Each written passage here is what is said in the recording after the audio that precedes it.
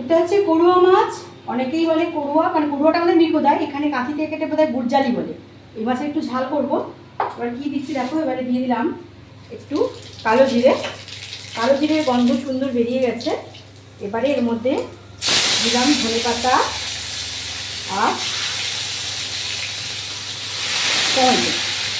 আমি কিন্তু এটা পেঁয়াজ ছাড়াই করছি, এটা পেঁয়াজ লাগবে না, কারণ এখানে আমি রসুন বাটা দেবো এবং এখানে আদা আর কাঁচা লঙ্কা, শুকনো লঙ্কা সব বাটা আছে।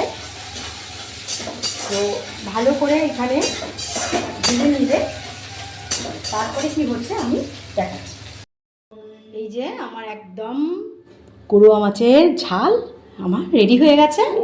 এইরকমই মাখা মাখা করতে হয় আর কি, খেতে ভালো লাগে। সর্ষে বাটা দিয়ে যে সবসময় করতে হয় মানে সি ফিশ তা না, এভাবেও করা যায়, তবে জিরেটা না দেওয়াই ভালো।